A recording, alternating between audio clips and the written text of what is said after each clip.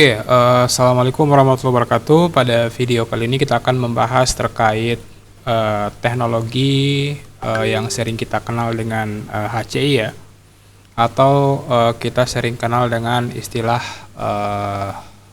HCI atau Hyperconvergent Infrastructure. Kalau kita sebenarnya cari referensinya di internet, nah biasanya yang tampil ya di halaman 1 itu adalah istilah yang berbeda ya, yaitu Human Computer Interaction atau hal-hal lainnya. Jadi HCI sebenarnya itu adalah mereverse pada hyperconvergent ya, infrastruktur merupakan sebuah framework ya, di mana teknologi ini berusaha untuk membreakdown ya tradisional hardware yang sifatnya terpisah ya, sehingga dengan adanya HCI ini semuanya disatukan ke dalam satu hardware inti ya.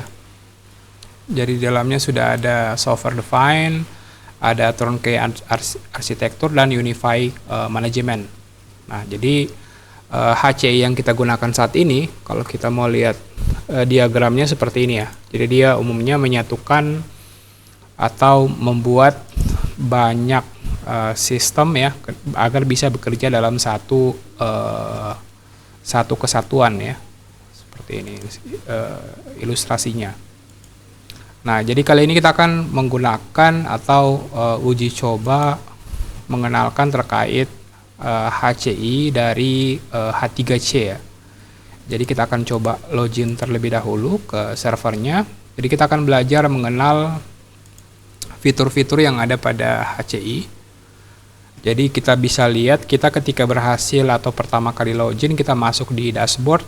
Nah, umumnya dashboard itu menampilkan terkait kesehatan sistem, ada physical resource usage ya, dan informasi-informasi lainnya ya, seperti jumlah VM yang aktif, berapa host yang aktif, dan beberapa grafik ya. Nah, di atas ini kita punya menu utama, ada VM. Berarti di sini adalah kita bisa mengecek ya VM-VM apa saja yang saat ini aktif, dan umumnya VM-VM ini sudah berjalan pada 4 node server ya. Jadi kita punya 4 node server, node 1, node 2, node 3, node 4 ya. Masing-masing node itu akan punya isinya masing-masing. Jadi saat ini kalau kita bisa lihat di node 1 itu belum ada isinya.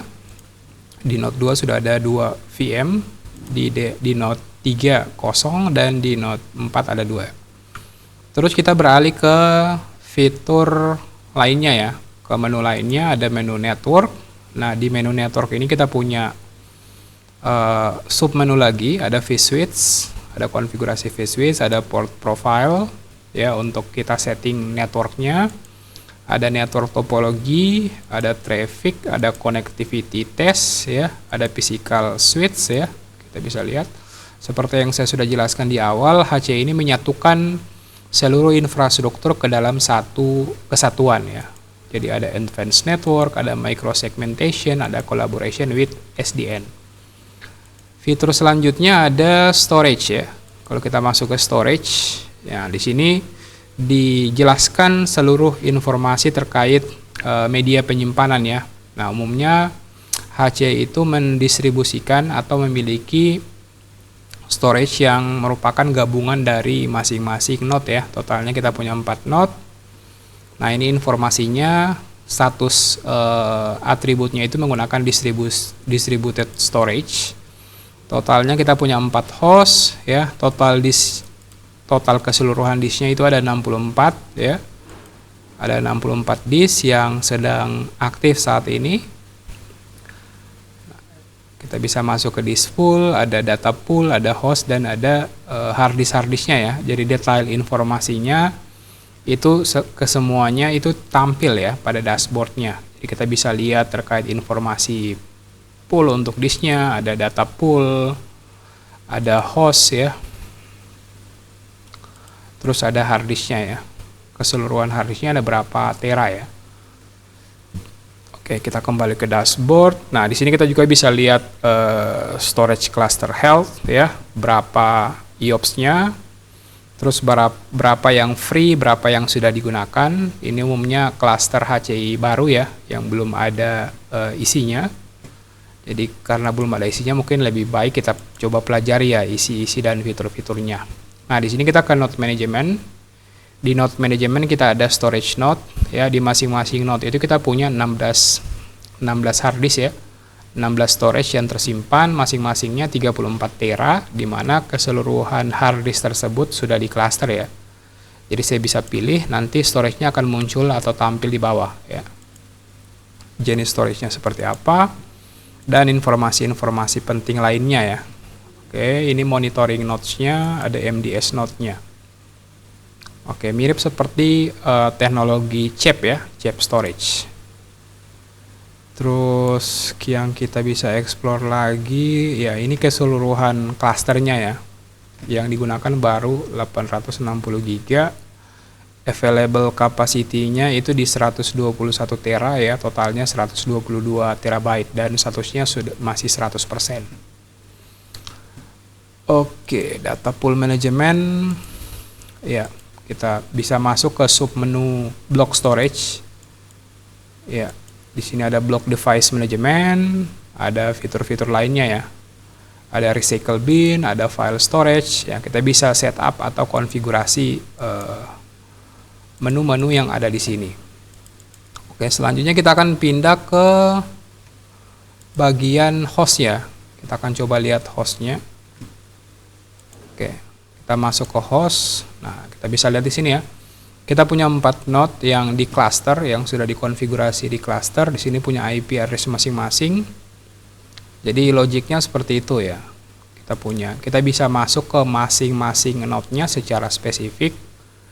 Kita bisa monitoring terkait performance, hardware monitoring, VM yang ada di dalamnya ya, kita bisa monitoring. Terus storage-nya, ada virtual switch-nya dan lain sebagainya ya. Semuanya bisa kita monitoring ya dari kedua host-nya. Nah, ini konfigurasi untuk virtual switch-nya ya. Terus hardware configuration-nya. Jadi detailnya sudah ada ya. Oke, sama halnya dengan di Node 2, kita bisa pantau statistiknya, berapa CPU-nya, berapa performance monitornya, apakah yang kita mau yang real time atau last week dan lain sebagainya. Terus ada cluster management, terus kita juga bisa masuk di service ya. Di sini service tambahan seperti disaster recovery management, ada IRS, ada untuk fitur backupnya ya. Ketika kita ingin membackup, baik itu backup ke lokal ataupun backup ke cloud. Nah, di sini kita punya fitur alarm ya, alarm management, monitoring report. Kita bisa menampilkan informasi-informasi yang kita butuhkan di bagian alarm ya. Jadi ini biasanya ada notifikasi-notifikasi ya, seperti penggunaan RAM yang terlalu besar dan lain sebagainya.